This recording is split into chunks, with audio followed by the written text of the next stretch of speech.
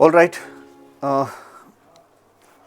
जिस पॉइंट्स की हम बात कर रहे थे लास्ट लेक्चर के अंदर, that was about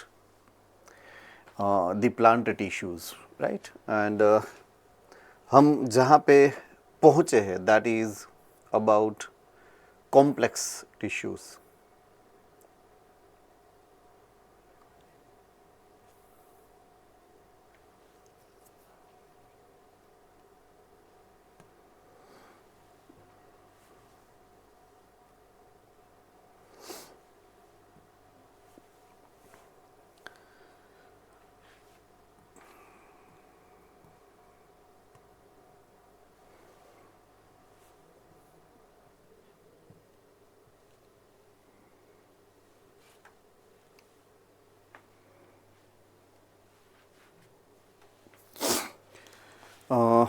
plant tissues के बारे में अगर हम फिर से थोड़ा सा इन्फॉर्मेशन को गेट टुगेदर करें, रिवाइज करें, तो प्लांट टिश्यूज़ में हमने दो प्राइमरी टिश्यूज़ के बारे में बात की थी। One was meristem and one which is permanent tissues, right. So what is a basic difference between meristem and permanent tissue? कौन बता सकता है? difference, the primary difference between meristem tissue and permanent tissue.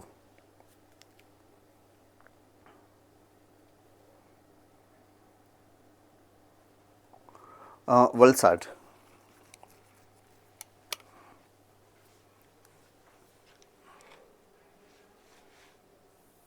Sir, meristematic tissue can divide. Meristematic tissues can divide, yes. Okay. All right. And it is undifferentiated. Okay. Complex tissues and जो simple tissues है, which are the examples of the permanent tissue, वो differentiated है, right? Porbandar centre.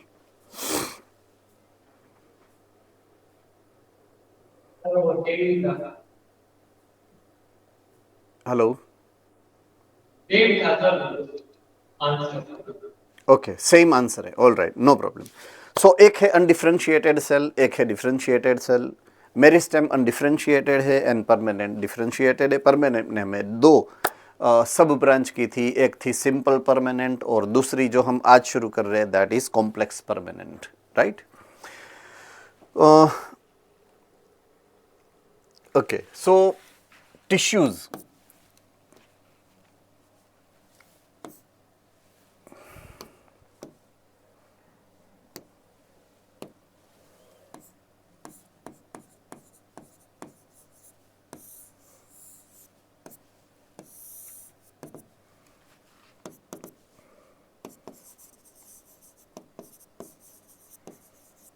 एक थी meristem और एक थी permanent. Okay, permanent के हमने फर्दर दो डिवीजन किए थे, एक थी सिंपल परमानेंट और एक जो हम अभी डिस्कशन करने वाले हैं that is complex permanent. Okay, simple permanent and complex permanent में क्या डिफरेंस है? What is the basic difference between simple permanent and complex permanent? कौन बता सकता है?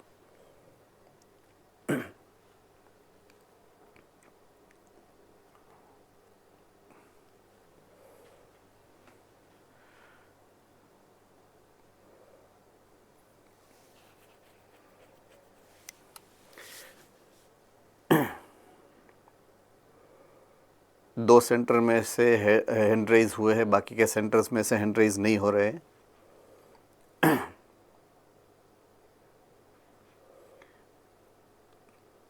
ओके, सिर्फ दो ही सेंटर में से हैंड रेज हुए हैं, बाकी के सेंटर्स ओके तीन। अहमदाबाद, हाँ, yes, why not? Okay, I am repeating the question. What is difference between simple permanent and complex permanent? इन दोनों के बीच का डिफरेंस क्या है?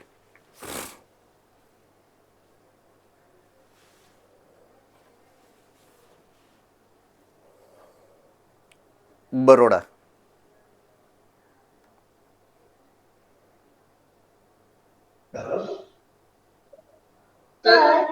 सिंपल का मतलब होता है जो स्ट्रक्चर ऑफ फंक्शन में सिमिलर है, पर कंपाउंड जो बेसिकली एक जो एक काइंड ऑफ सेल है उससे ज्यादा होता है, more than one kind of cells. All right, fine. So basic difference दोनों में ये है कि सिंपल जो है इसके अंदर सिंगल टाइप ऑफ सेल्स होते हैं,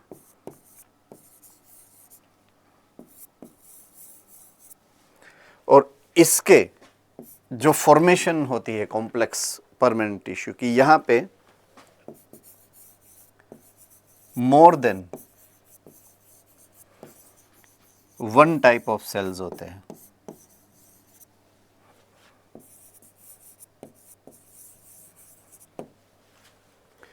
सो इसमें same to same size, same to same type के सेल होते हैं, इसमें अलग अलग शेप साइज के अलग अलग टाइप के सेल्स होते हैं कॉम्प्लेक्स टिश्यूज के अंदर। सो एक टाइप के सेल और एक से ज्यादा टाइप के सेल से बनती है। इसके 3 एग्जाम्पल्स जो आपने पढ़े हैं, 3 एग्जाम्पल्स, राइट। पहली था parenchyma,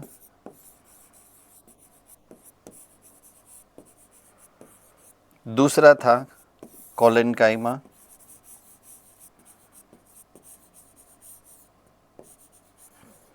and third one was sclerenchyma.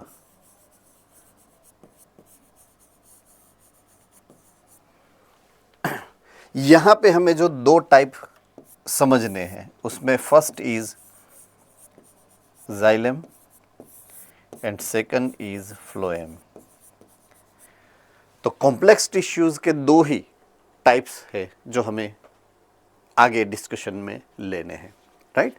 सो ये बेसिक कैरेक्टरिस्टिक फीचर उसकी मैंने एक्सप्लेन की यहाँ पे कि they are made up of more than one और more than single type of cell, इसलिए उसको हम बोलेंगे complex tissue, right. So complex tissue को डिफाइन यहाँ किया है कि they are made up of more than one type of cell and they are working as a single unit, right.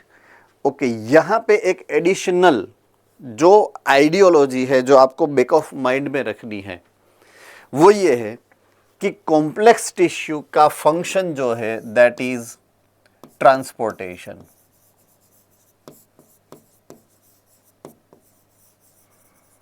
ये ट्रांसपोर्टेशन के लिए मॉडिफाई की हुई टिश्यू है, राइट। यानी कि अगर टेक्निकल लैंग्वेज में मुझे अगर इसको बोलना है, टेक्निकल लैंग्वेज में अगर मुझे इसको बोलना है तो मैं वास्क्यूलर टिश्यू बोलूँगा इसको। मैं क्या बोलूँगा इसको? वास्क्यूलर टिश्यू बोलूँगा, राइट। तो ये वास्क्यूलर टिश्यू है।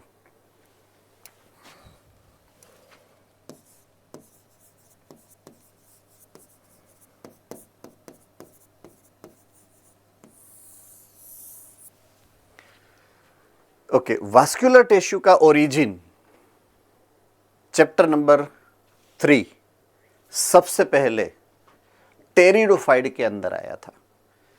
सबसे पहला प्लांट का ग्रुप जो आपने समझा है चैप्टर नंबर 3 के अंदर, that use to be thallophyta, that is algae, ready, जिसमें सिर्फ और सिर्फ थैलस है, दूसरा कुछ नहीं है।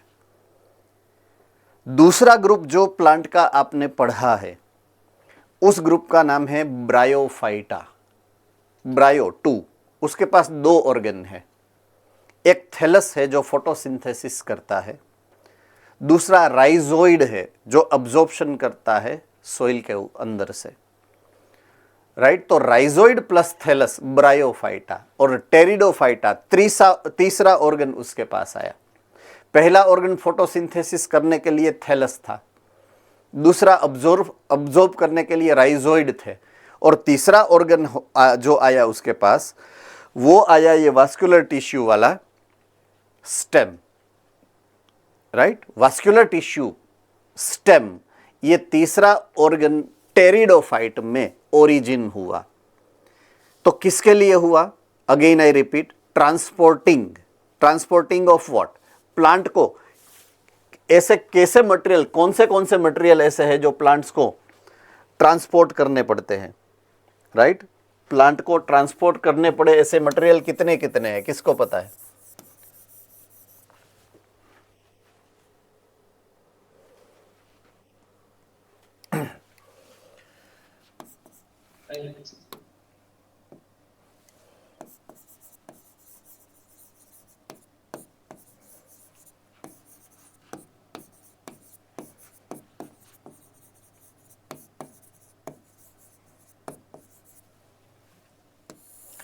materials which are to be transported now in plant, वो मैं बोल नहीं रहा हूं, प्लांट्स के बारे में ही आपको बोलना है अभी। बोलिए क्या क्या ऐसे मटेरियल होंगे जिसका ट्रांसपोर्ट करना पड़ेगा Ahmedabad centre? Sir, water, minerals, okay organic, inorganic. Okay, water, दूसरा इनऑर्गेनिक,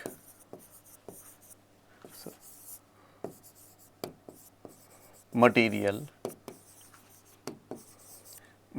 लाइक आपने बोला कि ions, that is also in the form of salts etcetera. Third is organic,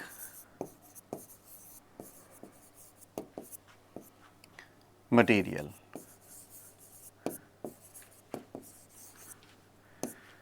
That is also to be called as food, which is formed by the leaves, right?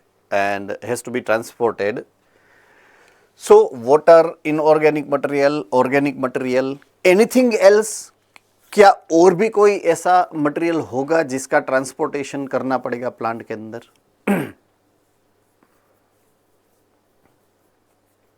Baroda? Waste products. Okay, waste product, good.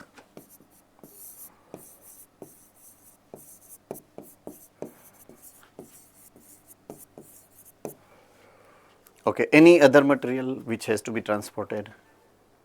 Porbandar?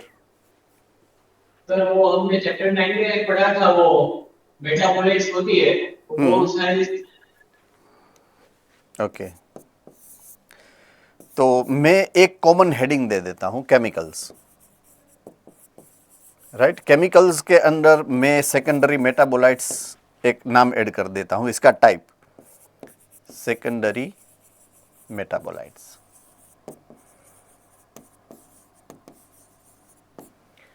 और कुछ है जो transport करना पड़ेगा?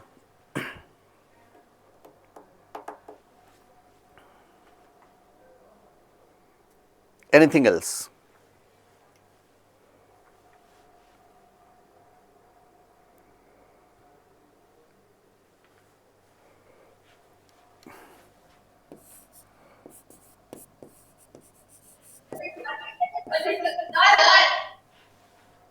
Yes, Sir, hormones. बस मैं वही लिख रहा हूं, देखिए प्लांट हॉर्मोन्स, राइट? उसका भी ट्रांसपोर्टेशन करना पड़ता है। प्लांट की ग्रोथ को रेगुलेट करने के लिए, उसको कंट्रोल करने के लिए आपको हॉर्मोन्स जो है वो एक जगह से दूसरी जगह ट्रांसपोर्ट करने पड़ेंगे प्लांट बॉडी के अंदर, right? So there are many things to be transported. काफ़ी सारी चीज़ें होती है जिसका ट्रांसपोर्टेशन करना कंपलसरी होता है। ओके, अब सबसे बड़ी बात यह है कि कैसे करना है, हाउ टू ट्रांसपोर्ट, राइट? सो ये एक नया चैलेंज।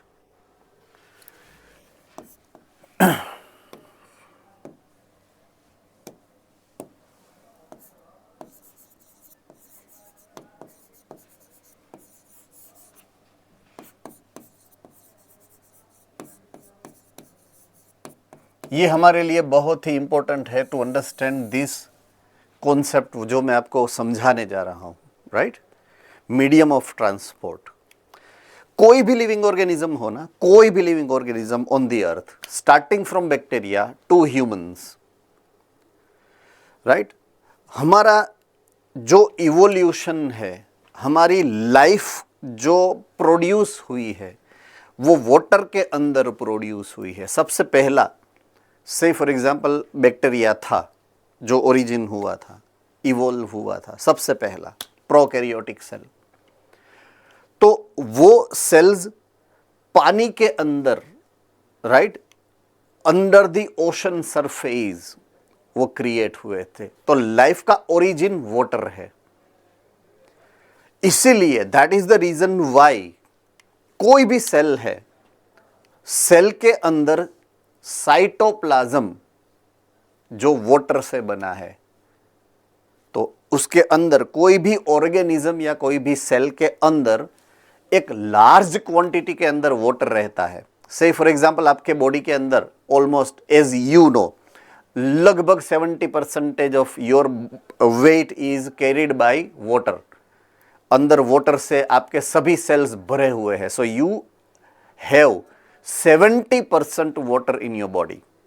एम आई करेक्ट और नॉट? थम्स अप कीजिए, आपको पता ही होगा शायद। प्लांट के अंदर 80 to 90% वाटर होता है, right? So water is the medium, point to be noted, water is the medium of metabolism. ये एक चीज जो आपको याद रखनी है हमेशा, water is medium of metabolism. क्यों? क्योंकि हमारे सेल के साइटोप्लाज्म में वाटर होता है, it is carrying the water, and water के अंदर, साइटोप्लाज्म के अंदर ही सभी मेटाबॉलिक एक्टिविटी होती है सेल के अंदर। तो मेटाबॉलिज्म का मीडियम क्या हो गया? वाटर। क्यों वाटर ही मेटाबॉलिज्म का मीडियम सिलेक्ट किया है नेचर ने? कौन बता सकता है? वेरी सिंपल लॉजिक है इसके पीछे, बहुत ही सिंपल सा लॉजिक है कि नेचर ने वाटर को ही क्यों पसंद किया as a medium of metabolism. Yes, Ahmedabad centre. Because sir, water is free to flow within the vessels, sorry, within the cells of the plant, that is, and water is mostly transported in different. एक बार थोड़ा सा आराम से, क्योंकि मुझे समझ में आ गया लेकिन सभी को समझ में नहीं आया है, सो थोड़ा धीरे से बोलिए। Water is the only material which is transported to the different cells of the plant, and it is easy to transport in the cells of the plant. That is why water is the medium for transporting iron. Okay, my question is not about medium of transportation.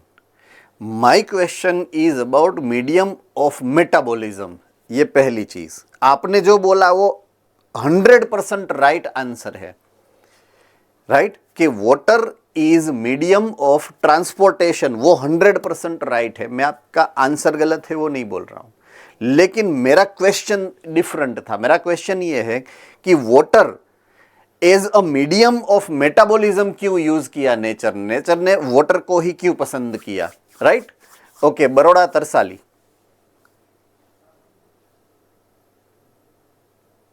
Because it is a good solvent. Very good, excellent answer. Because it is one of the finest solvent present on the earth, जिसमें almost, जिसको बोलते हैं हमारी जितनी ज़रूरत होती है, हमारी मतलब लिविंग ऑर्गेनिज्म की, I am not particularly saying about humans, living organism की जितनी ज़रूरत होती है, majority of the content can be easily dissolve into the water. Water के अंदर इजीली वो डिजोल्व हो जाते हैं।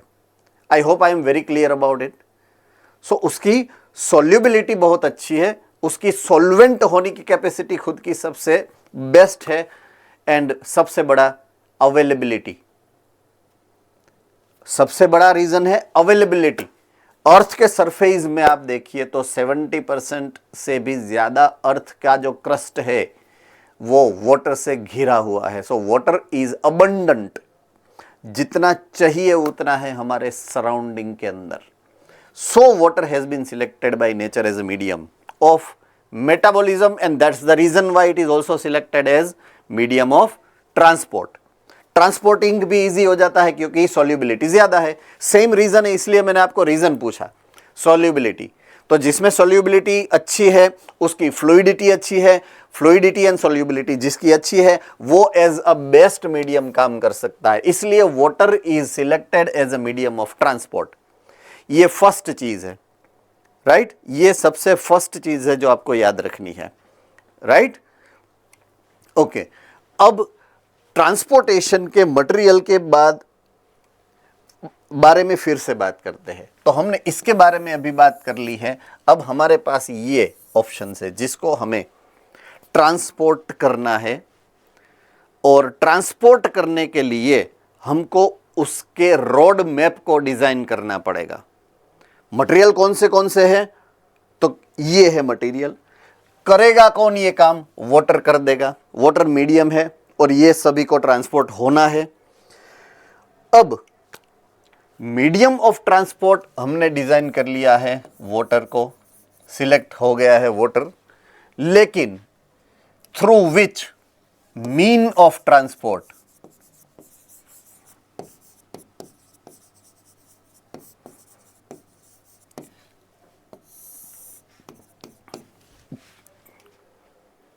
राइट, पानी कहां से मटेरियल को ले जाएगा, रोड मैप क्या है उसका?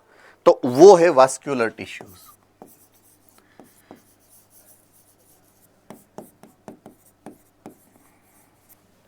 वास्कुलर टिश्यूज के बारे में जो हमें अभी तक, ये यहां पे अभी मैंने जब क्लास शुरू किया आज का, तब मैंने बताया कि there are 2 vascular tissues we have, right, there are 2 vascular tissues we have.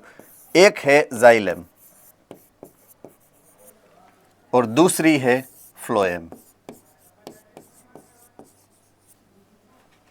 Xylem and phloem, ये 2 वास्कुलर टिश्यूज टेरिडोफाइट में डिजाइन हुई as a medium of transport, as a mean of transport, sorry, right, medium of transport is water, mean of transport, ये 2 tissue को define किया nature ने। नाम दिया, एक को हमने जाइलम, दूसरे को फ्लोएम, नाम हमने दिया है। अब फ्लोएम में ट्रांसपोर्ट किसका होगा? फ्लोएम ट्रांसपोर्ट करेगा इनऑर्गेनिक सब्सटेंसेस को। इनऑर्गेनिक सब्सटेंस का मतलब क्या हुआ? May be ions, may be salts, etcetera. सामने फ्लोएम किसको ट्रांसपोर्ट करेगा? फ्लोएम ट्रांसपोर्ट करेगा ऑर्गेनिक सब्सटेंसेस को। ऑर्गेनिक सब्सटेंस का मतलब है फूड।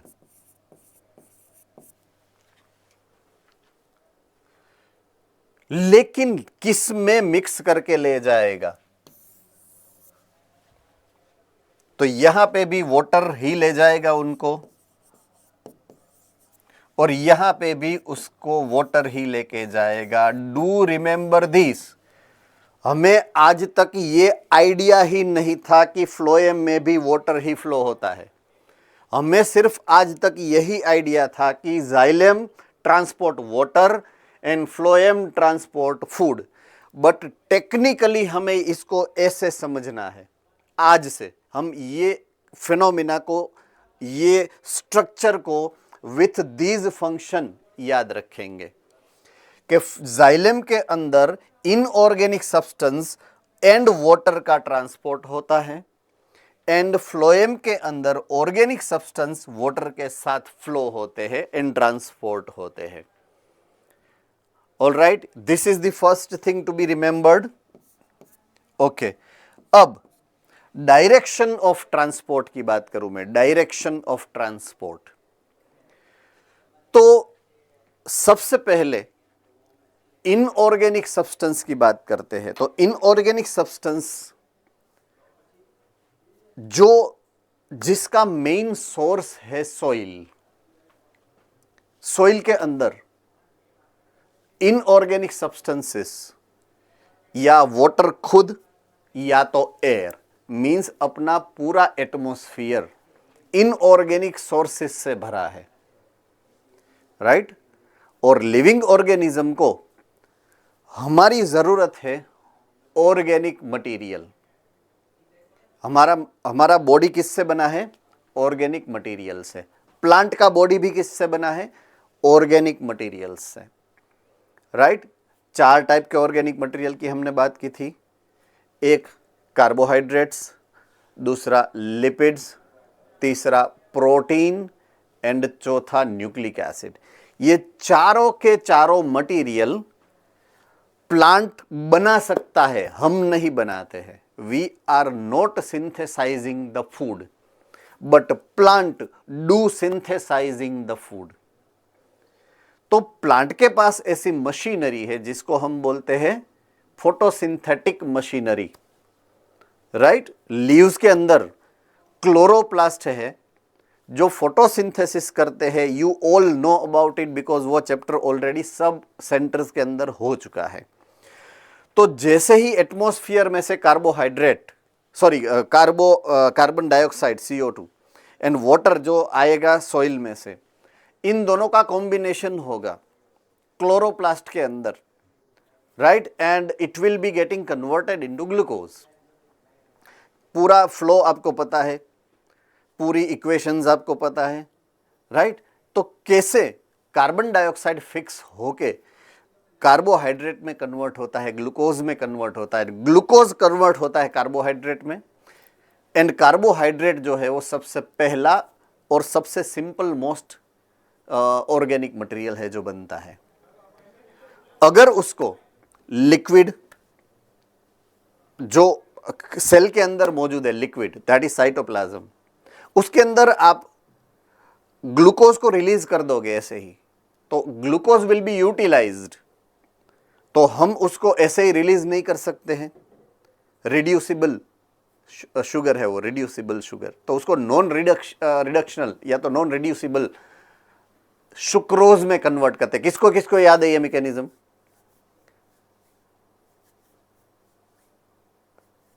ओके, प्लांट के लीव्स में जब ग्लूकोज का सिंथेसिस होता है, ये ग्लूकोज को प्लांट के जो सेल्स होते हैं फोटोसिंथेसिस के बाद इमीडिएटली उसको ग्लूकोज में से सुक्रोज में कन्वर्ट कर देते हैं।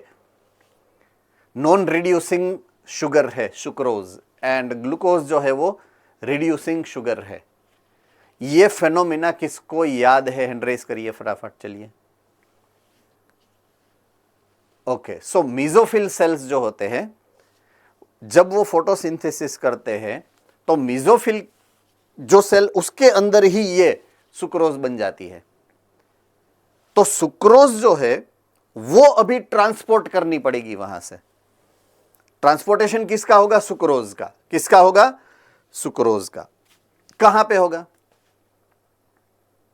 सोर्सेस के पास, जहां पे या तो उसको स्टोरेज करना है या तो उसका यूटिलाइजेशन करना है, राइट। तो दो चीज मैंने आपको समझाई, एक सॉइल में से इनऑर्गेनिक मटेरियल को पहुंचाना है आपको कहां पे? लीव्स के अंदर, for the reason of photosynthesis. दूसरा, वहां पे फोटोसिंथेसिस हुआ, वहां पे ऑर्गेनिक मटेरियल बना, उस ऑर्गेनिक मटेरियल को आपको पहुंचाना होगा सोर्स के पास, यानी कि या तो ग्रोइंग जो पार्ट हो रहे, ग्रोथ कर रहे उस वहां पे, या तो आपको पहुंचाना पड़ेगा स्टोरेज के लिए कोई भी जगह पे, या तो रूट्स के पास पहुंचाना होगा। ओके, अब एक और पॉइंट ऑफ व्यू यहां पे हमें जो ध्यान में रखना है वो ये है रिक्वायरमेंट की। से फॉर एग्जांपल अगर मैं हमारे सभी ऑर्गन्स की बात करूं, राइट, तो काफी सारे ऑर्गन्स ऐसे हैं हमारी बॉडी के अंदर, वो है या नहीं है उससे हमें ज्यादा फर्क नहीं पड़ेगा to get alive. I mean, अगर ये कान है सही फॉर एग्जांपल, तो किसी ने बाहर का वो पूरा मटेरियल काट दिया तो हम मर नहीं जाते हैं। आई मीन, एक आध आंख फूट गई तो भी हम जिंदा रह सकते हैं, एक आध हाथ कट गया we can live the life, right. But अगर हमारे लंग्स में पंक्चर हो गया, खत्म बात, राइट। अगर हार्ट में पंक्चर हो गया, बात खत्म। तो सभी ऑर्गन्स एक जैसे ही है, वाइटलिटी मतलब जिंदा रहने के लिए, ऐसा जरूरी नहीं है। What I mean, fine. Same way energy की requirement, do remember this, energy की रिक्वायरमेंट सभी ऑर्गन की एक जैसी और एक जितनी ही नहीं है। काफी सारे ऑर्गन्स ऐसे हैं जो 24/7 बहुत ज्यादा काम करते हैं। कुछ ऐसे हैं जो 24/7 बहुत कम काम करते हैं। मैंने बोला ना, ये कान वाला भाई, ये दोनों, तो ये इसका काम क्या है, ये ऐसे ही खड़े रहते हैं बस। शेप एंड साइज मेंटेन करने के सिवा उसका कोई काम नहीं है। हाथी की तरह हम उसको हलाते थोड़े नहीं यहाँ इससे। तो दे आर जस्ट रेस्टिंग। ज्यादा से ज्यादा अब उसके ऊपर आप चश्मे की वो डांडली रखोगे दोनों साइड में, उससे ज्यादा उसका कोई रोल ही नहीं है ना। यस मोनार्क सूरत।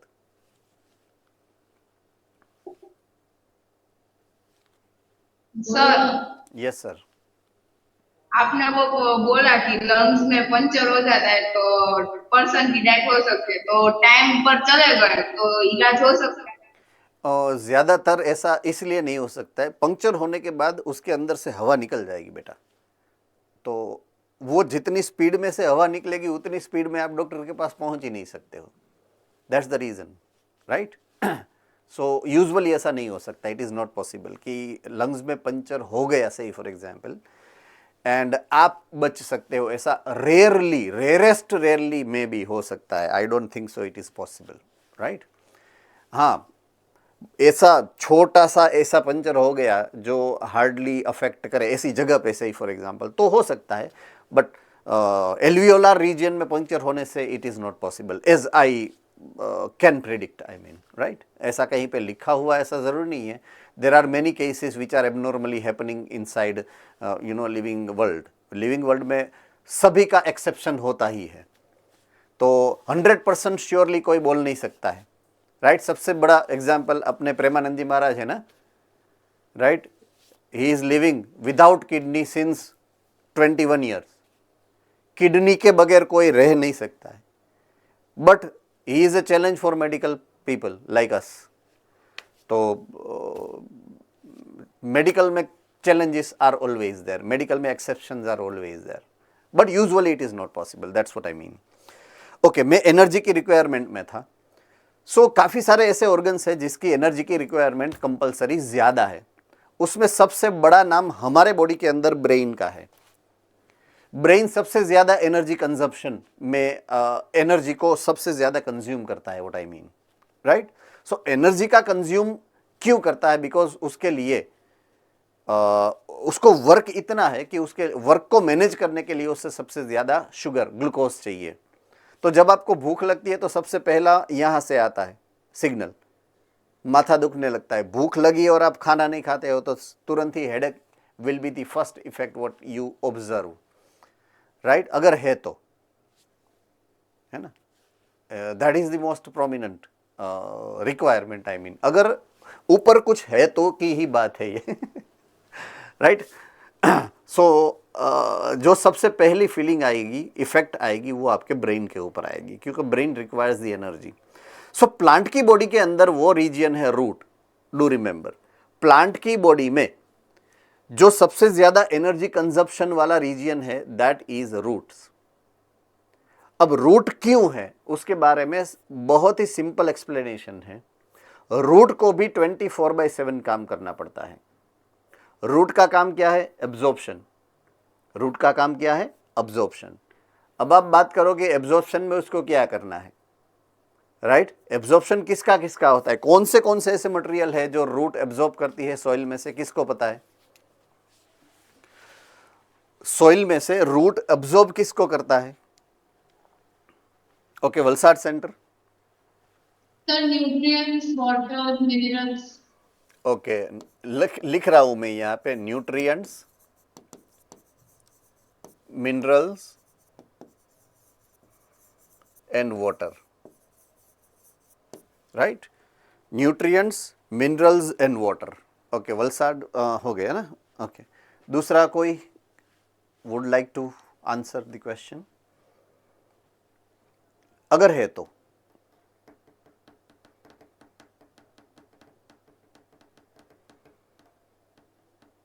Okay, Ahmedabad. Ions, okay, ions.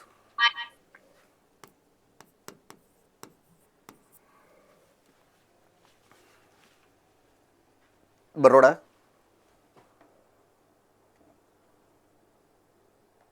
Gases Sorry? into Yes, ammonia. Okay. Porbandar? Sir nitrogen. Okay, nitrogen. तो अगर मैं mineral, ion, salt, ammonia, nitrate, nitrite, nitrogen सबको एक हेडिंग के तरह ले सकता हूं मैं, दैट इज न्यूट्रिएंट। वो सब पार्ट ऑफ न्यूट्रिएंट है, सिंगल हेडिंग है न्यूट्रिएंट, उसमें सभी सॉल्ट आ जाएंगे, सभी मिनरल्स आ जाएंगे, राइट। मिनरल के दो फॉर्मेट है, या तो आयन फॉर्मेट है या सॉल्ट फॉर्मेट है। मिनरल का अब्जॉर्प्शन जो होता है, राइट, वो दो फॉर्मेट में हो सकता है, या तो आयंस के फॉर्म में या तो सॉल्ट के फॉर्मेशन में। तो वो न्यूट्रिएंट ही है। न्यूट्रिएंट दो टाइप के हैं, जो देखो ये केयरफुली आपको समझना है, सिंपल लिंग्विस्टिक है ये। न्यूट्रिएंट दो टाइप के हैं। एक टाइप का न्यूट्रिएंट है वो इनऑर्गेनिक न्यूट्रिएंट है, और दूसरे टाइप का न्यूट्रिएंट है वो ऑर्गेनिक न्यूट्रिएंट है। दोनों न्यूट्रिएंट ही है। से फॉर एग्जांपल आपकी बॉडी में आपको जिंदा रहने के लिए मिनरल्स चाहिए ही ना। आपको कैल्शियम चाहिए होगा, आपको सोडियम चाहिए होगा, आपको पोटेशियम चाहिए होगा, आपको क्लोरीन चाहिए। There are many minerals, ions, salts what you requires. तो जो आपकी बॉडी की रिक्वायरमेंट में है उसको हम क्या बोलते हैं? न्यूट्रिएंट्स। जो आप फूड में से लेते हो, जो आपकी बॉडी की रिक्वायरमेंट है, जो बॉडी एब्जॉर्ब करता है फूड में से, आप क्या बोलते हो उसको? न्यूट्रिएंट्स। तो न्यूट्रिएंट्स दो टाइप के हैं, एक इनऑर्गेनिक न्यूट्रिएंट है और एक ऑर्गेनिक न्यूट्रिएंट है। आपको दोनों की रिक्वायरमेंट है। तो यहां पे हम जिस न्यूट्रिएंट की बात कर रहे हैं वो इनऑर्गेनिक न्यूट्रिएंट है, जो सॉल्ट भी हो सकता है, जो आयोन्स भी हो सकता है, जो नाइट्रोजन हो सकता है in the form of either ammonia और नाइट्रेट और नाइट्राइट, राइट। प्लस दूसरा है वाटर। ये दोनों को ऑब्जॉर्ब करना है। किसको?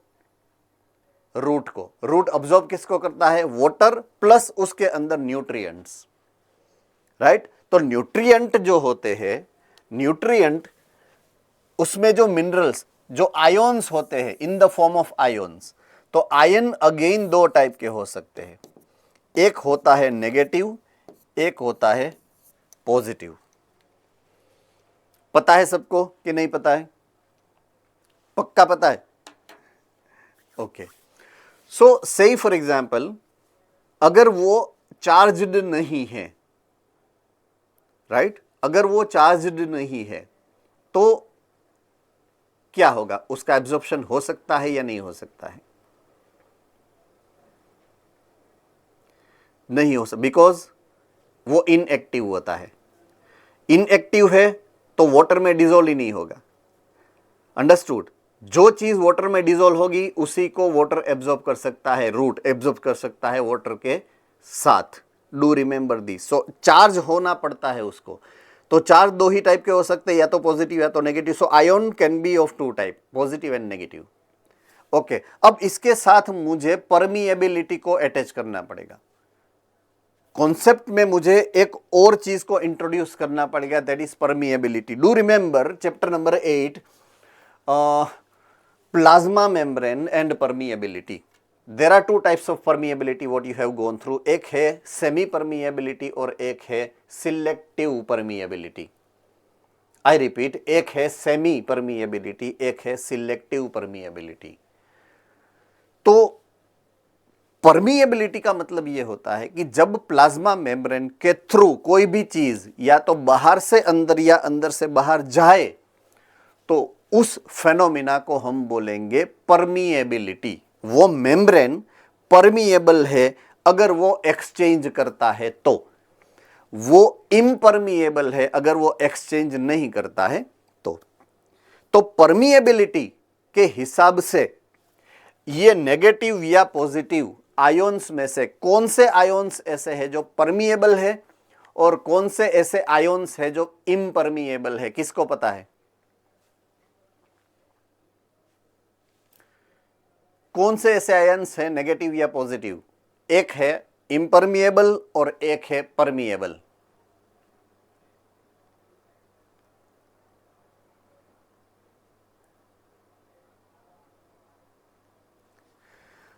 सूरत पालनपुर हैंडरेज है या मुझे ऐसा लग रहा है कि है? Okay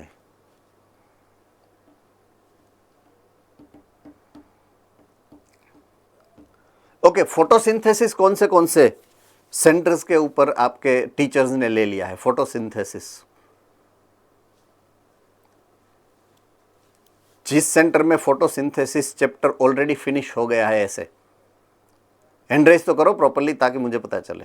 okay okay good alright. Photosynthesis के अंदर हाइड्रोलाइसिस ऑफ वाटर नाम का एक टॉपिक है। हाइड्रोलाइसिस ऑफ वाटर किसको पता है? हैंड रेज करिए। Hydrolysis of water. Okay hydrolysis of water जिसमें अगर वाटर स्प्लिट होता है तो प्रोटॉन इलेक्ट्रॉन दोनों यहां पे रिलीज होंगे inside the lumen of thylakoid, right. Electron जो है वो PS2 के अंदर जाएगा, as I remember, right. And proton जो है वो बाहर ल्यूमेन के बाहर क्यों नहीं जा सकता है? किसको पता है? थाइलेकॉइड के ल्यूमेन के अंदर स्प्लिटिंग ऑफ वाटर जब होता है और प्रोटॉन जब रिलीज होते हैं तो वो प्रोटॉन बाहर क्यों नहीं निकल सकते हैं? उसका रीजन वहां पे एक्सप्लेन किया है उन लोगों ने, टेक्स्ट बुक के अंदर वो गिवन फिनोमेना है, क्यों वो बाहर नहीं निकल सकते हैं। वलसाड सर ल्यूमेन में जब ग्रेडियंट कॉन्सेंट्रेशन होता है वो हाई होता है कंपेयर टू स्टोमा। ओके वो वहां पे क्यों ज्यादा होता है? मींस जो कंसंट्रेशन है या तो ग्रेडियंट है वो वहां पे अंदर की साइड ज्यादा क्यों होता है, वही मैं पूछ रहा हूं ना। मेरा क्वेश्चन वही है कि वो ज्यादा इसलिए है कि प्रोटॉन बाहर निकल नहीं सकते हैं। तो ऐसा कौन सा रीजन है कि प्रोटॉन बाहर नहीं निकल सकते? Yes Ahmedabad centre. सर क्योंकि थायराइड मेम्ब्रेन जो है वो H+ आयन के लिए इम्परमिएबल है, इसीलिए। ओके बिकॉज थाइलेकॉइड का जो मेम्ब्रेन है वो प्रोटॉन के लिए इम्परमिएबल है। But I am very much surprised कि आप में से किसी को यह नहीं पता है कि नॉट ओनली प्रोटॉन, कोई भी लिविंग मेम्ब्रेन, दुनिया का कोई भी लिविंग मेम्ब्रेन, कोई भी पॉजिटिव चार्ज्ड पार्टिकल होता है उसके लिए कभी भी परमिएबल नहीं होता है।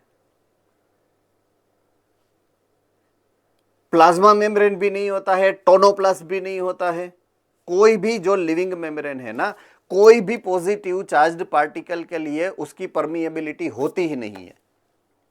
ये एक एडेप्टेशन है, राइट ये एक एडेप्टेशन है। तो कभी भी कोई भी positively charged particle through the कोई भी लिविंग ऑर्गेनिज्म, कोई भी लिविंग मेम्ब्रेन के थ्रू आर पार नहीं जा सकता है, इम्परमिएबल है। कोई भी मेम्ब्रेन होगा वो पॉजिटिव चार्ज्ड पार्टिकल के लिए ऑलवेज इम्परमिएबल ही रहेगा। फिर भी आपके सेल को अगर पॉजिटिवली चार्ज्ड पार्टिकल चाहिए अंदर, से फॉर एग्जांपल मुझे कैल्शियम चाहिए, मेरे सेल को कैल्शियम चाहिए, तो कैल्शियम तो बाइवेलेंट है ना, Ca+2, तो वो सेल के अंदर कैसे घुसेगा? तो उसके लिए सेल को स्पेशलाइज्ड प्रोटीन अरेंज करने पड़ते हैं, जिसको मैं बोलता हूं कैरियर प्रोटीन। क्या बोलूंगा मैं? Carrier protein. तो प्लाज्मा मेम्ब्रेन के ऊपर ऐसे कैरियर प्रोटीन्स होते हैं जो पॉजिटिवली चार्ज्ड पार्टिकल को अंदर बाहर उसकी जो परमिएबिलिटी है उसको मेंटेन करते हैं। अंडरस्टूड? कैरियर प्रोटीन दो टाइप के होते हैं। देखो मुझे 8 चैप्टर पढ़ाना पड़ेगा वैसा मुझे आइडिया नहीं था। आई थॉट कि आपको सबको पता ही होगा, है ना। 2 टाइप के ऐसे कैरियर प्रोटीन्स है। एक है, किसको पता है? Yes Palanpur centre.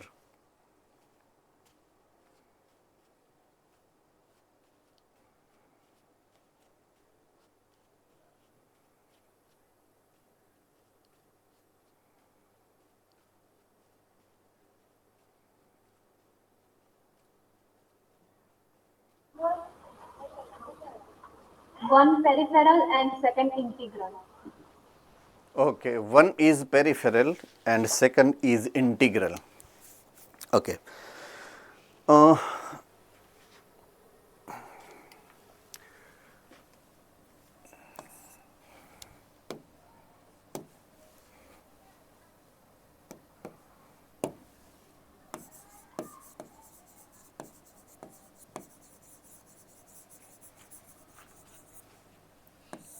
Plasma membrane consists lipids and proteins mainly, right? Lipids mainly phospholipid,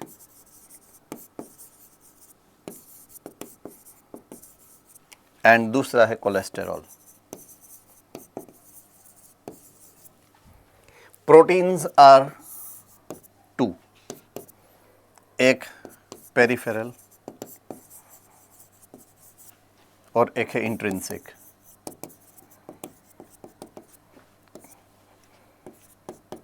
ये है extrinsic.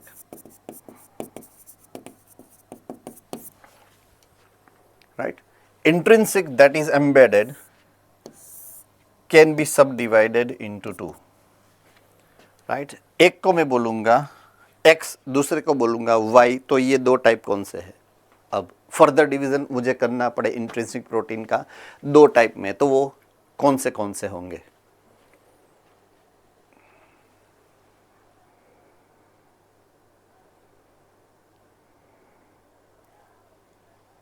Porbandar. Partially buried and fully buried. Okay. Partially embedded, buried नहीं, एम्बेडेड.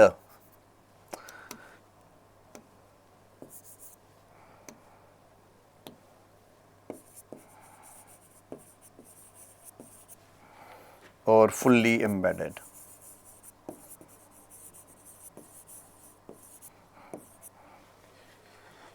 इसको मैं बोलता हूं, इसका नाम है और इसका भी नाम है. जो पार्शियली एम्बेडेड है उसका एक नाम है, जो फुल्ली एम्बेडेड है उसका भी एक नाम है. वो नाम क्या है, किसको पता है? मैं बोल देता हूं, इसका नाम है आयन चैनल. नाम सुना है? चैनल पक्का? वाली विद्या नाम खाओ जोई. प्राइमरीમાં ભણતા ત્યારે ખવડાવતા કે લવાલી વિદ્યાના હમ ખા જોઈએ એમ, હે ને? ओके. फुल्ली एम्बेडेड नाम, अभी इसके ऊपर से तो नाम बोलो. अभी हिंट दी है एक मैंने.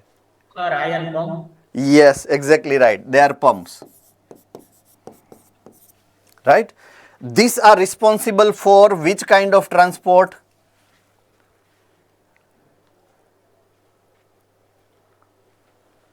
Passive transport. पैसिव ट्रांसपोर्ट में कौन सा? Partially embedded. में कौन सी टाइप का, कौन से टाइप का, ऐसा मैं बोल रहा हूं. ट्रांसपोर्ट का नाम, ट्रांसपोर्ट का नाम. It is facilitated.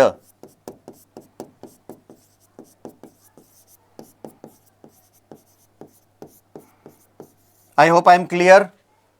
I hope I M clear. Facilitated में क्या होता है वो सबको पता है, राइट? ओके. और दिस आर रिस्पॉन्सिबल फॉर, चलो फटाफट, किसको पता है? Active transport, sir. गुड, चलो एक्टिव ट्रांसपोर्ट.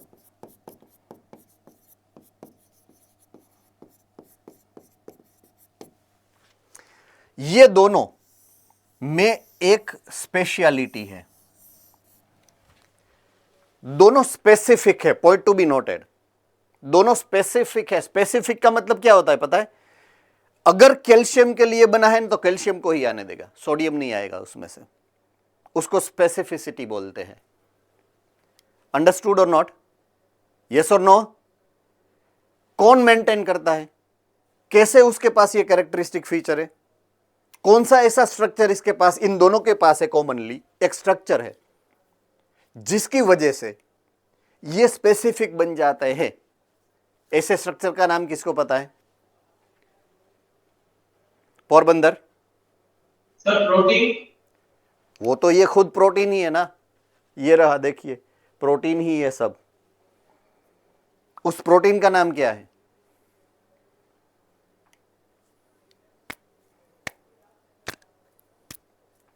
बहुत ही कॉमन नाम है, मैं अगर लिखूंगा तो अरे यार ये तो आता था, ऐसा होगा।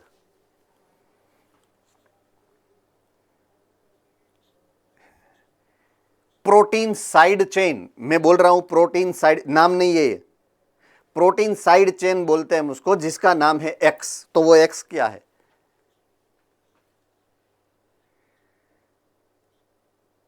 पोरबंदर? Sir functional group. हाँ, फंक्शनल ग्रुप जो है वो कैल्शियम होगा फंक्शनल ग्रुप, वो सोडियम होगा फंक्शनल ग्रुप जो वहां पे अटैच होगा। चलिए नाम मैं ही बोल देता हूं, है ना, उसको बोलते हैं कैरियर प्रोटीन। क्या बोलते हैं? कैरियर। अरे यार ये पता था, वो ये कैरियर प्रोटीन बोलते हैं। इनके पास भी कैरियर प्रोटीन होता है, इसके पास भी कैरियर प्रोटीन होता है। तो कैरियर प्रोटीन किसके पास होता है? एम्बेडेड जो आइदर चैनल है या तो पंप है उसके पास होता है। वो डिसाइड करता है कि कैल्शियम को ही आने दे या तो सोडियम को ही आने दे या पोटेशियम को ही आने दे। डिसाइड वो करता है। वो किसके पास है? वो इसके पास है। तो अल्टीमेटली सेल के लिए डिसीजन कौन लेता है, किसको आने देना है, किसको आने नहीं देना है? कौन डिसीजन लेता है? उसके पास कितनी चैनल्स है, कौन से टाइप की चैनल है, किसके पंप है, किसके टाइप के पंप है, उसके हिसाब से उसकी permeability. Point to be noted. देखिए मैं आपको बहुत ही स्ट्रॉन्ग एक पॉइंट ऑफ व्यू समझाने जा रहा हूं। कोई भी सेल है, अगर उस सेल की अंदर एक स्पेसिफिक टाइप का मेटाबॉलिज्म ही होने वाला है। एम आई राइट और रॉन्ग? Thumbs up. ओके, उस मेटाबॉलिज्म के लिए उसको जितनी रिक्वायरमेंट होगी जो मटेरियल की, जो पॉजिटिवली चार्ज्ड पार्टिकल की, उसको आयन पंप या आयन चैनल अरेंज करने पड़ेंगे। एम आई राइट और रॉन्ग? Thumbs up. तो सेल जितनी जरूरत उसकी होगी ना, उतने टाइप के चैनल एंड उतने टाइप के पंप को अरेंज करेगा। बाकी के कोई मटेरियल इसीलिए उसके अंदर नहीं जा सकते हैं। सिलेक्टिव परमिएबिलिटी का उसका जो कैरेक्टरिस्टिक फीचर है, it is due to these proteins. ये प्रोटीन डिफाइन करते हैं selective permeability of any living membrane. कोई भी लिविंग मेम्ब्रेन की परमिएबिलिटी को डिफाइन करने वाले एलिमेंट है उसके प्रोटीन, उसके कैरियर प्रोटीन, उसके रिसेप्टर्स, वो भी प्रोटीन ही है। आई hope I am very clear with the concept, right? तो मैं वापस जा रहा हूं अपनी पुरानी स्लाइड के अंदर। नेगेटिवली चार्ज जा सकते हैं, पॉजिटिव चार्ज नहीं जा सकते। अगर पॉजिटिवली चार्ज को अंदर जाना है तो यहां पे होगा एक्टिव ट्रांसपोर्ट। इसका हमको करना पड़ेगा एक्टिव ट्रांसपोर्ट। अगर एक्टिव ट्रांसपोर्ट करना है तो हमें चाहिए एनर्जी।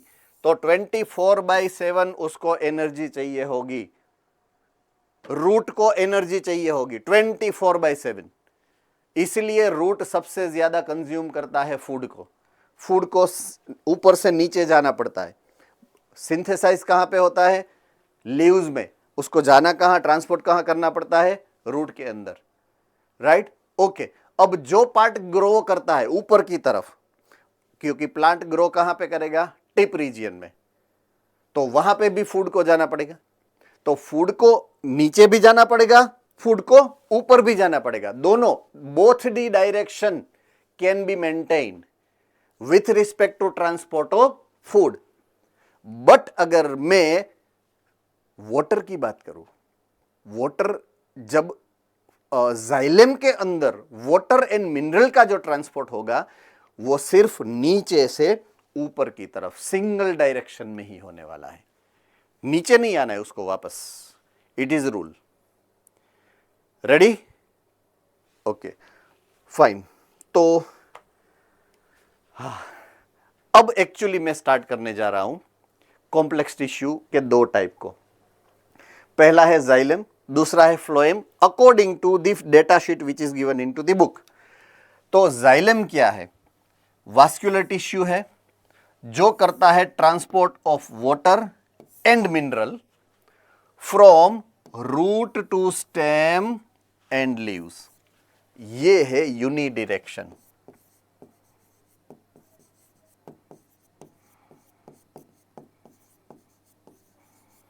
एक ही डायरेक्शन में उसका मूवमेंट होने वाला है, नीचे से ऊपर की तरफ।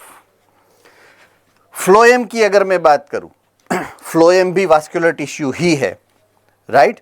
बट वो ट्रांसपोर्ट करता है फूड को कहां पर? Towards leaves and other part of the plant. तो उसको डायरेक्शन दो चाहिए, नीचे भी भेजना पड़ेगा, ऊपर भी भेजना पड़ता है।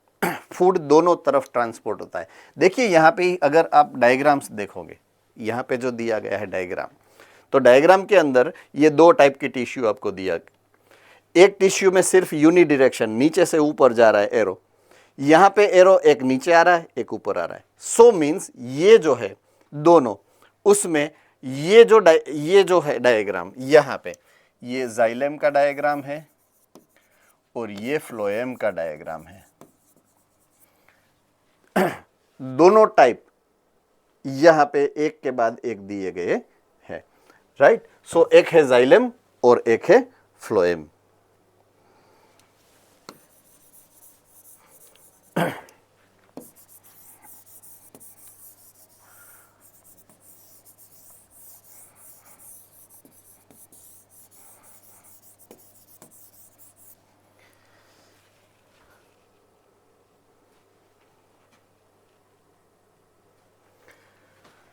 All right.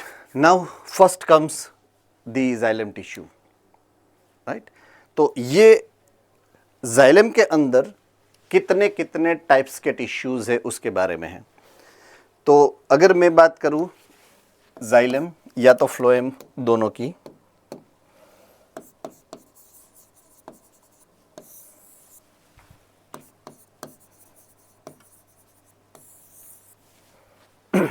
दोनों में उसके वास्कुलर पार्ट होंगे।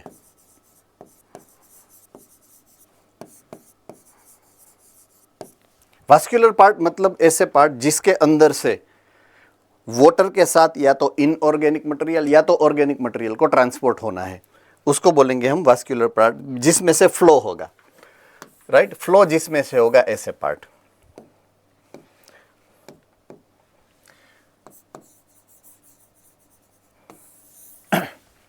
तो वास्कुलर पार्ट जाइलम की बात करूं तो जाइलम के पास वास्कुलर पार्ट में दो ऑप्शन है, राइट? दो ऑप्शन है जो यहां पे दिए गए हैं आपको। एक ऑप्शन का नाम है ट्रेकेड्स और दूसरा है वेसल्स। दो ऑप्शंस है उसके पास।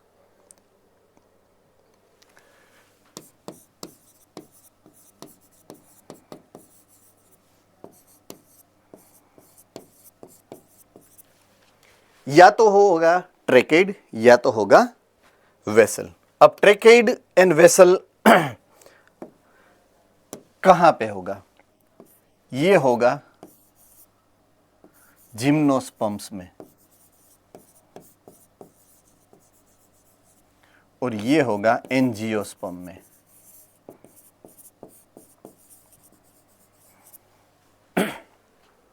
जिम्नोस्पर्म में वेसल्स नहीं होते हैं, ट्रेकेड्स होते हैं। एंजियोस्पर्म में बनता है तब ट्रेकेड बनता है, उसके बाद वो वेसल बन जाता है। Ready? So that's why vessels can be only found in angiosperm. ये उसके वास्कुलर पार्ट्स का नाम है।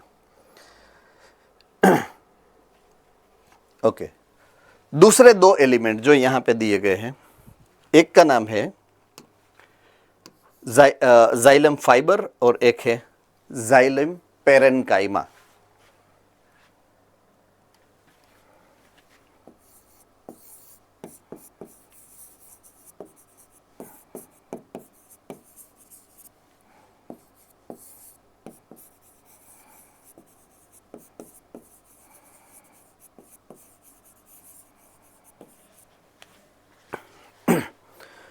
फाइबर वर्ड आगे आ गया है हमारे।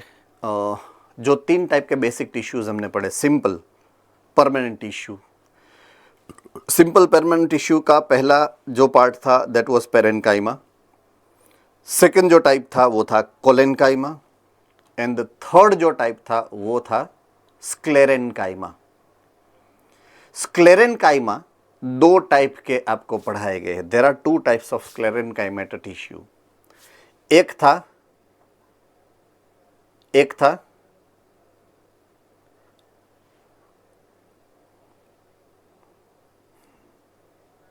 पालनपुर, सूरत।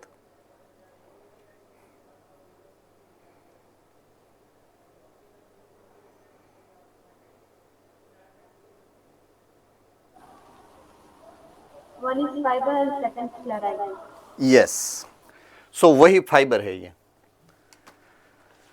तो जब हमने स्क्लेरेनकाइमेटस टिश्यू के कैरेक्टरिस्टिक फीचर के बारे में पढ़ा था तब वो ये था कि दे आर मेंट और they are modified just to give mechanical support. अगर आपको याद है तो वो मैकेनिकल सपोर्ट के लिए है। कौन? फाइबर्स। और ये है पेरेन्काइमेटस टिश्यू। पेरेन्काइमेटस टिश्यू के बारे में जब हमने पढ़ा था तब आपको मैंने ये समझाया था, parenchymatous tissue are active in metabolism, if you remember, right? Okay, अब एक बात ये भी है कि अगर मैं बात करूं ये ट्रेकेड के बारे में या तो मैं बात करूं ये वेसल के बारे में, ये दोनों भी स्क्लेरेनकाइमेटस स्ट्रक्चरली है, स्क्लेरेनकाइमेटस है। उसका मतलब ये हुआ कि वो भी डेड सेल्स है। Sclerenchymatous cells are dead cells. याद है? किसको याद है? हैंड रेज करो फटाफट। Okay, so they are dead cell. उसको सेंस नहीं है बिकॉज वो डेड है, राइट? उसको ट्रांसपोर्टेशन करना है, लेकिन किसी के पास से कंडक्ट तो करना पड़ेगा ना, किसी को देना भी है, किसी के पास लेना भी है। तो जो एक्सचेंज का प्रोसेस है वो खुद से नहीं कर सकते बिकॉज उसके पास सेंस है ही नहीं। आई hope I am very clear. अगर मैं टेस्ट में बैठा हूं, क्वेश्चन का आंसर नहीं आता है, तो जिसको आता है सिंपल, आप समझ गए ना? सो इसको क्वेश्चंस का आंसर नहीं पता है तो उसके लिए उसको फ्रेंड को बोलना पड़ता है कि राइट? तो वो फ्रेंड भी इंटेलिजेंट होता है, उसको भी पता होता है कि वो यही क्वेश्चन के बारे में पूछ रहा है या पूछ रही है ना? उसका भी एक कोड वर्ड सेट हो चुका होता है। 1 टेस्ट, 2 टेस्ट, 10 टेस्ट के बाद वो सब कुछ सेटिंग हो जाता है ना? इशारों में क्या बात होगी, लाइक दैट। तो वो सब ऐसे करके पता चल जाता है, हाँ ए आएगा, ऐसे करेंगे तो बी आएगा, ऐसे करेंगे सी आएगा, है ना?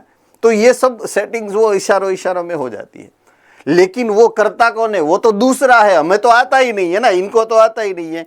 तो वो जो हेल्प करने वाला फ्रेंड है वो ये है, parenchyma. That's what I mean. तो पेरेन्काइमेटस सेल्स की रिक्वायरमेंट या को इंपॉर्टेंस क्या है? वो ट्रेकेड्स या जो वेसल्स है वहां से आजू बाजू की टिश्यू के बीच में गिव एंड टेक का बिजनेस करता है, हेल्प करने के लिए है वो वहां पर। किसके लिए है वो? हेल्प करने के लिए। ये मैकेनिकल सपोर्ट देता है, ये एक्सचेंज में हेल्प करता है, और ये क्या करेगा?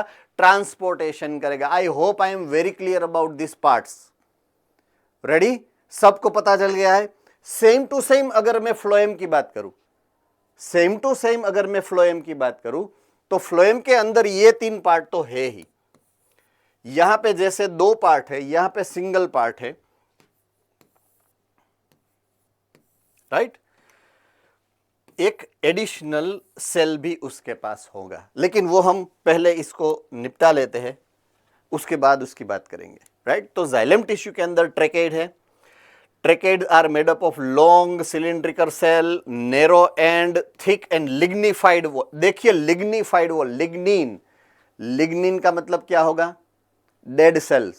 स्क्लेरेनकाइमेटस सेल, तो ये लिखा नहीं, indirectly given, it is indirectly given कि ये स्क्लेरेनकाइमेटस सेल है, लिग्निफाइड वॉल है इसके पास। अंडरस्टूड? डायरेक्टली गिवन नहीं है, इनडायरेक्टली गिवन है। नीट में आ सकता है कि वो किस टाइप की टिश्यू है। डू रिमेंबर, ये से क्वेश्चन एनकाउंटर होंगे आपके पास। Vessels, they are long cylindrical tube like structure.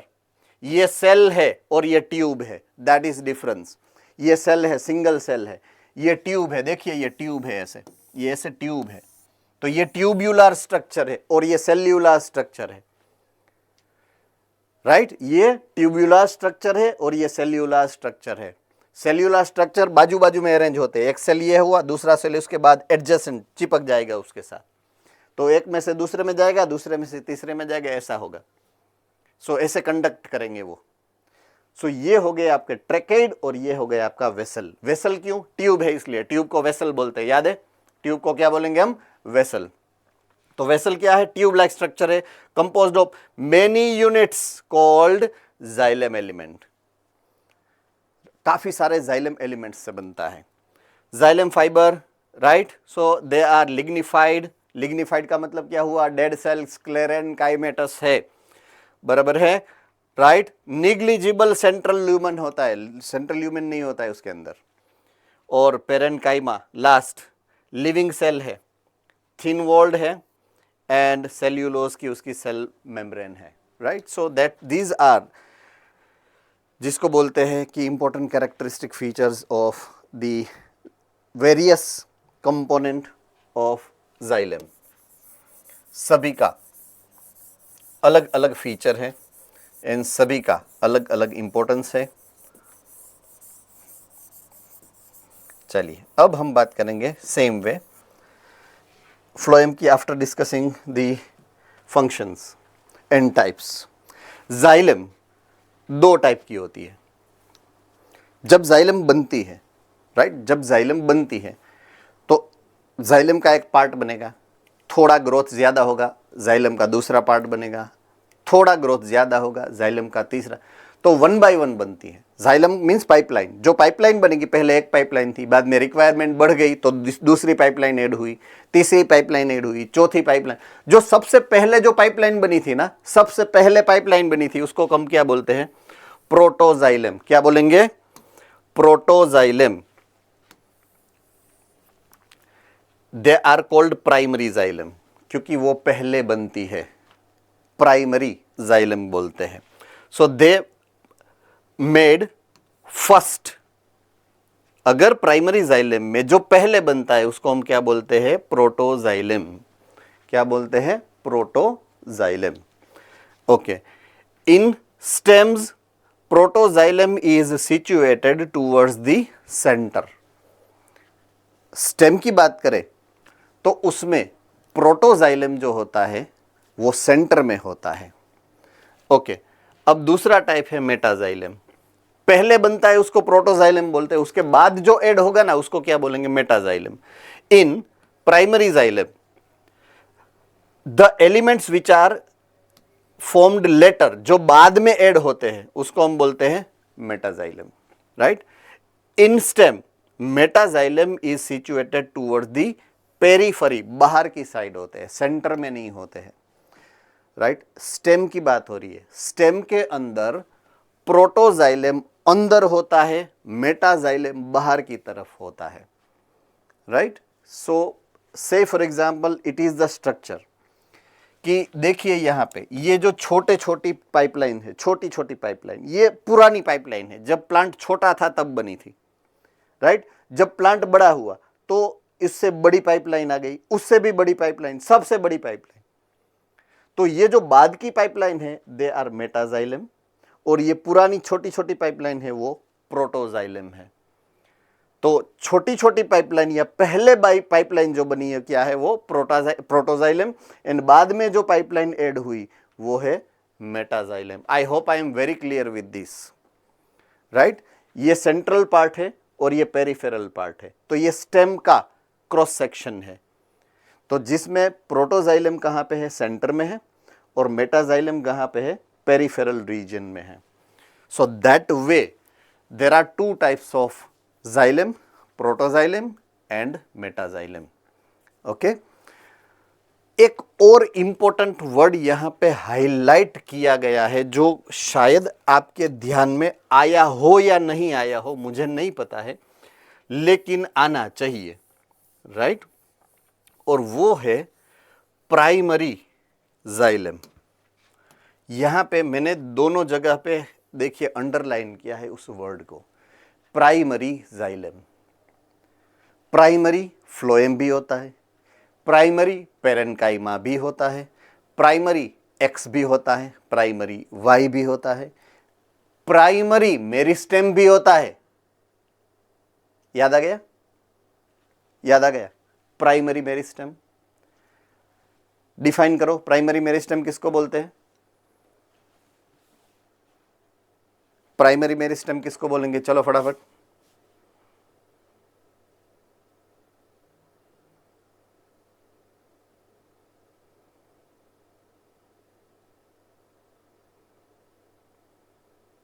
ओ भाई साहब, ओ किसी को नहीं पता है? ओ बहन साहब, भाई साहब तो ठीक है, बहन साहब, हाँ बहन साहब बोला तो पेट में दुख गया तुरंत। चलिए पोरबंदर को ट्राई देते हैं। चलिए सूरत पालनपुर तो 3 बार तो आ गया है 1 बाय 1, है ना? दूसरे को भी चांस देते हैं। चला सर बोलो। हाँ बोलो बोलो। सर प्राइमरी होते हैं वो सबसे पहले ओरिजिन में आए होते हैं, सबसे पहले जो ग्रोथ करते हैं। टेक्निकल डेफिनेशन चाहिए, टेक्निकल। अब आप बड़े हो गए हो। अहमदाबाद।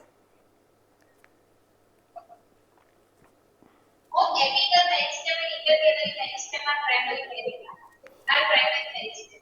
मैंने बोला वाई, हाउ मेनी नहीं, why. Vadodara. Primary growth. Sir, primary growth के लिए responsible होते हैं ACT. Yes, yes, yes, yes. Okay, okay. I got the answer. I got the answer. Actually, we got the answer. Sorry. Right. Primary meristem हमने उसको इसलिए बोला था because they are responsible for primary growth. They are responsible for primary growth. Primary growth जब होता है और जितनी टिश्यू बनती है, mind it very well, mind the words I am saying.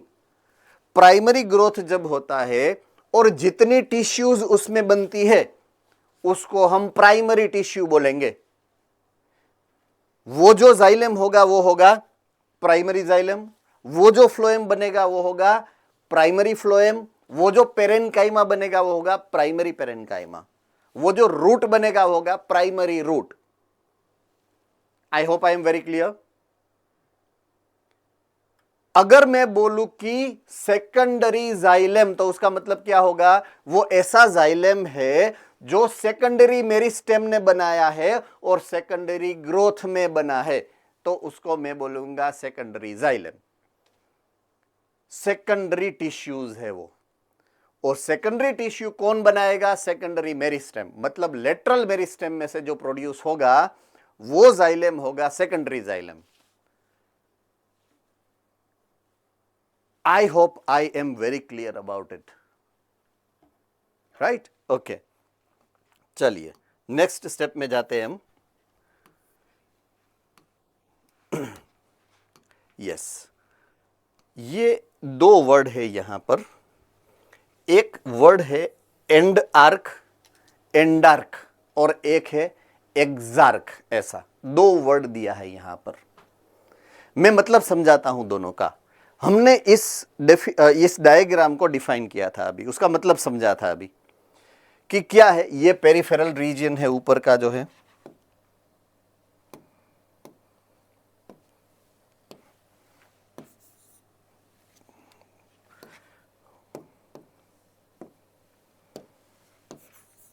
White करो तो भी व्हाइट आता है, ब्लैक करो तो भी व्हाइट आता है। वाह रे वाह।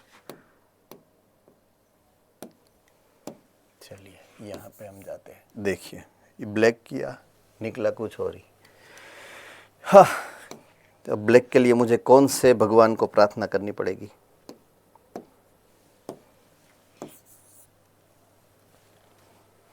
आप होशियार हो, आप समझ जाओगे। ये पेरिफेरल रीजन है, ये सेंट्रल रीजन है। आप समझ गए ना? आप समझ गए ना? ओके, सेंट्रल रीजन से ओरिजिन हुआ है। पहले कहां पे है? प्रोटोजाइलम कहां पे है? सेंटर में है। बाद में जो एडिशन हुआ है वो बाहर की तरफ हो रहा है, तो अंदर से बाहर वो प्रोडक्शन हुआ है, अंदर से बाहर, उसको बोलेंगे हम एंडार्क। एंड मतलब अंदर की तरफ, एंडो, राइट? तो अंदर से बाहर वो जा रहा है, अंदर से बाहर वो जा रहा है, राइट? एंडार्क है वो। तो ऐसा स्ट्रक्चर, ये कहाँ का वो हमने क्रॉस सेक्शन बोला है, समझा है? कहाँ से ये क्रॉस सेक्शन है? स्टेम का। तो स्टेम में क्या होता है? एंडार्क। रूट की अगर हम मैं क्रॉस सेक्शन लूं, रूट का, माइंड इट, रूट का जब मैं क्रॉस सेक्शन लूं और उसमें चेक करूं तो उसमें क्या होगा पता है? ऊंधा, इसका ऊंधा मींस प्रोटोजाइलम बाहर पेरिफेरल रीजन में होगा, और जो नए नए वेसल्स बनेंगे वो अंदर की तरफ बनेंगे, मींस मेटाजाइलम अंदर होगा। तो बाहर से ओरिजिन होके अंदर जाएगा, तो उसको क्या बोलेंगे? एक्सार्क। ओरिजिन जो है कहां पे है? बाहर की तरफ से ओरिजिन है उसका, उसको क्या बोलेंगे? एक्सार्क। सो इन stem, types of primary xylem arrangement is called endark. In root, protoxylem is situated towards periphery, metaxylem is towards center, and that's why it is called exarch type of arrangement. So ये आपको compulsorily याद रखना है, because it is very important point of view. ये काफी सारे question इसके ऊपर से काफी सारी एग्जामिनेशन के अंदर पूछे गए हैं। So you are suppose to without fail remember this phenomena. Endarch and exarch को याद रखना ही है compulsory, right? All right, now comes the phloem. Now comes the phloem. तो फ्लोएम में सीव ट्यूब, एलिमेंट का नाम है सीव ट्यूब। ये जो है वास्कुलर पार्ट, ये वो है वास्कुलर पार्ट।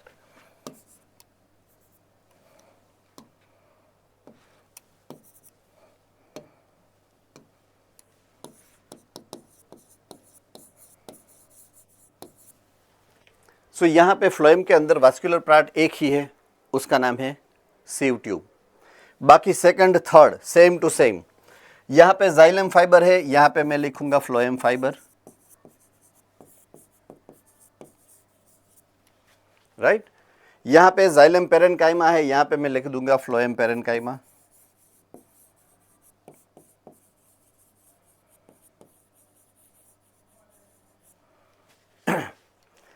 यहां पे एक एडिशनली मुझे हेल्पर डालना पड़ेगा। इसको भी हेल्प चाहिए, इसको भी हेल्प चाहिए, पेरेन्काइमा को भी, राइट? तो यहां पे मुझे डालना पड़ेगा एक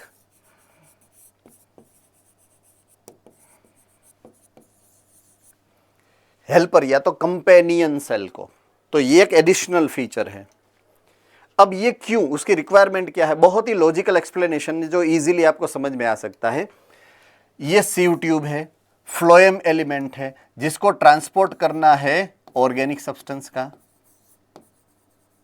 organic substance are large substance, बड़े बड़े मॉलिक्यूल्स होते हैं, कार्बोहाइड्रेट होता है, मे बी उसमें हॉर्मोन्स, प्लांट हॉर्मोन्स होंगे, प्रोटीन होंगे, सब हो सकता है, न्यूक्लिक एसिड्स हो सकते हैं, राइट? तो वो सब उसको ट्रांसपोर्ट करना है। तो उसके जो मोड ऑफ ट्रांसफर होते हैं, मोड ऑफ ट्रांसफर, राइट? तो डिफ्यूज नहीं हो सकते हैं, वो डिफ्यूजन नहीं कर सकते हैं। डिफ्यूजन एक ही चीज करेगी, गैस। दूसरा वाटर, ये दोनों डिफ्यूज होंगे, गैस एंड वाटर ये दोनों डिफ्यूज होंगे लिविंग सेल में। अगर वो सॉलिड सब्सटेंस है तो या तो वो नेगेटिव है तो वो डिफ्यूज होंगे, वो नेगेटिवली चार्ज्ड पार्टिकल है तो वो, उसको हम बोलेंगे simple diffusion, if you remember. और एल्स फैसिलिटेटेड ट्रांसपोर्ट होगा उसका, और या तो होगा एक्टिव इनका कंपलसरी एक्टिव ट्रांसपोर्ट ही करना पड़ता है, बट ये तो लार्ज मॉलिक्यूल है तो उसको ज्यादा एनर्जी चाहिए कंपैरेटिवली। उसको कंपैरेटिवली एनर्जी कितनी चाहिए? ज्यादा चाहिए। पॉजिटिवली चार्ज पार्टिकल से भी ज्यादा चाहिए एनर्जी, क्योंकि दे आर लार्जर मॉलिक्यूल, बड़े मॉलिक्यूल है ना, इसलिए। तो सिर्फ parenchyma could not be able to facilitate this transportation, इसलिए उसको हेल्प मिली है, कंपनी मिली है कंपेनियन सेल की।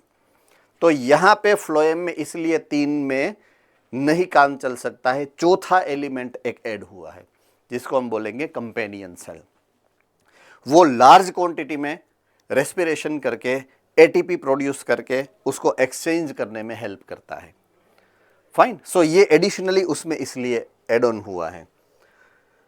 तो that's why they have 4 elements.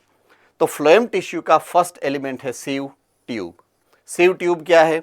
जिसके अंदर से वाटर प्लस ऑर्गेनिक सब्सटेंस की ट्रांसपोर्टेशन होनी है। लॉन्ग ट्यूब लाइक स्ट्रक्चर है, ऐसे लॉन्जिट्यूडिनल अरेंजमेंट है उसका, एंड एसोसिएटेड मींस जॉइंट हुआ है किसके साथ? कंपेनियन सेल के साथ, राइट? ये है second companion cell. Companion cell क्या है? स्पेशलाइज्ड पेरेन्काइमेटस सेल है, मॉडिफाइड पेरेन्काइमेटस सेल, हेल्प करने के लिए है, सीव ट्यूब से चिपका हुआ है। अगर आप डायग्राम यहां पे देखिएगा तो ये है, ये सीव ट्यूब है और उसके साथ ये जो जॉइंट हुए हैं ना, ये एक है, ये 2 सेकेंड है, ये थर्ड है, से फॉर एग्जांपल ये फोर्थ है।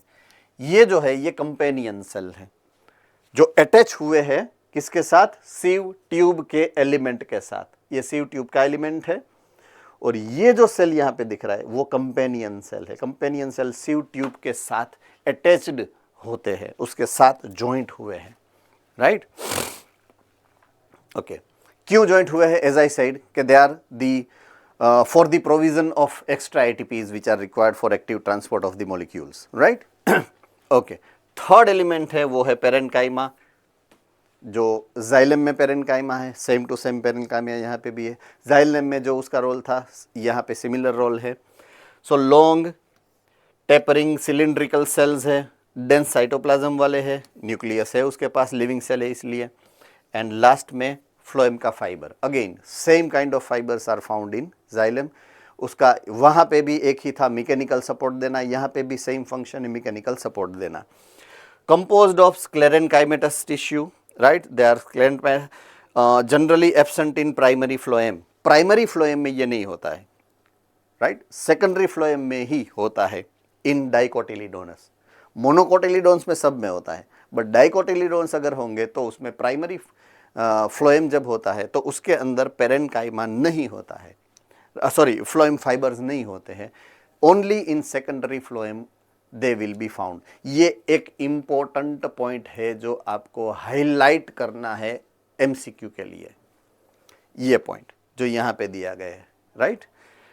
फ्लोएम फाइबर्स इन डाइकोटिलीडोनस, प्राइमरी फ्लोएम के अंदर ये फाइबर्स फ्लोएम फाइबर्स नहीं होते हैं, सेकेंडरी फ्लोएम में ही होते हैं। जो primary phloem and secondary phloem का डिफरेंस मैंने इसके पहले स्लाइड में ही समझा दिया है आपको, you know it, right?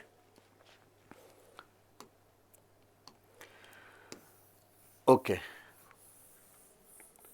I hope I M very clear with all these 4 options and parts description about the phloem tissues. phloem tissue में किसी को कोई पॉइंट नहीं समझ में आया है? उसका नाम सीव क्यों रखा? सीव, सीव का मतलब क्या होगा? सीव का मतलब क्या होगा? गैणी, जो आप चाय को गारने के लिए जो यूज करते हो, है ना? तो यहाँ पे अगर देखोगे ये सीव ट्यूब्स जो है, राइट, उसको जब आप देखोगे उसका स्ट्रक्चर आप अगर आप चेक करो तो यहाँ पे देखिए ये जो लास्ट पार्ट में है, आपको अपनी बुक के अंदर भी दिखेगा ही, यहाँ पे एक प्लेट जैसा बन गया है, प्लेट, उसको हम सीव प्लेट बोलेंगे। क्या बोलेंगे? सीव प्लेट। यहाँ पे उसका नाम दिया नहीं गया है, इसको बोलेंगे सीव प्लेट। ये प्लेट है, ये एक एलिमेंट है, इसके नीचे का एलिमेंट है, दोनों को जहां पे जॉइंट होता है ना, दोनों की बाउंड्री एक प्लेट बना देगी, उसको सीयू प्लेट बोलते हैं। उसके अंदर होल्स है, देखा है होल्स, देखिए छोटे छोटे होल्स है, देखिएगा, मिल गया सबको? थम्स अप करें, थम्स अप करें। ओके, उस पोर को क्या बोलेंगे? देखिए यहाँ पे लिखा है सीयू पोर बोलेंगे उसको, ये रहा डायग्राम, सीयू पोर बोलेंगे। तो ये क्या हो गया? गईणी जैसा हो गया, इसलिए उसको सीयू एलिमेंट बोला गया है, इसलिए उसको सीयू सेल बोला गया है, राइट?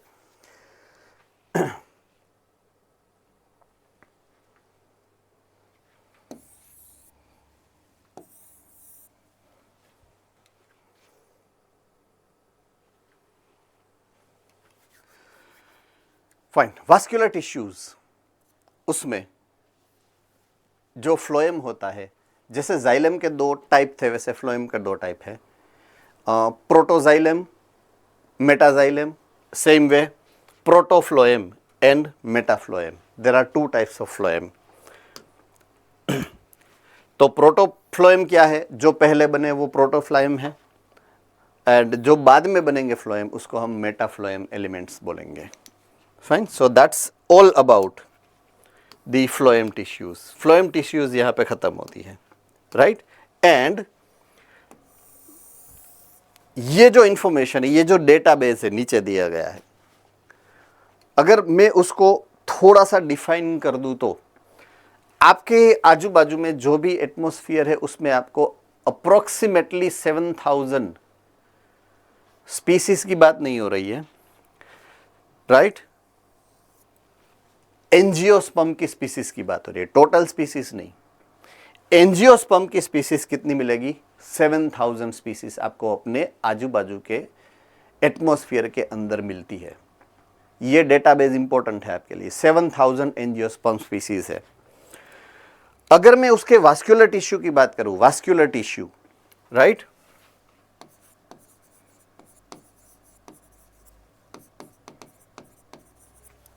तो उसके अंदर होगा जाइलम भी, उसके अंदर होगा फ्लोएम भी, और उसके अंदर होगा ग्राउंड टिश्यू भी। ग्राउंड टिश्यू का मतलब होता है सपोर्टिव टिश्यू, दोनों को सपोर्ट देने के लिए, राइट? तो जाइलम कितनी होती है? अगर मैं 100% वास्कुलर टिश्यू की बात करूं तो उसमें 40%, 45% जो होती है वो क्या होती है? Xylem tissue. फ्लोएम टिश्यू जो होती है वो होती है 30% टिश्यू, रेस्ट दैट इज 25% होगी ground tissue, right? 45% of total vascular tissue is xylem, 30% of total vascular tissue is phloem tissue, and rest of the vascular tissues would be ground tissue जो support देने के लिए उसके साथ होती है, right? So that's where you are supposed to remember the importance of xylem and phloem in the structure of vascular bundle. vascular bundle का मतलब है ऐसा structure जिसमें xylem and phloem का प्लेसमेंट हुआ है inside vascular tissues, right? Fine, so that's it for today. आज के लेक्चर में हमने फ्लोएम टिश्यूज के बारे में कंप्लीट इंफॉर्मेशन खत्म कर दी है, right? Alright, I will see you in the next lecture and we will get ahead of these. कोई डाउट हो तो आप पूछ सकते हो। If you have some doubt you can raise the question. All right, I'll see you then in the next lecture.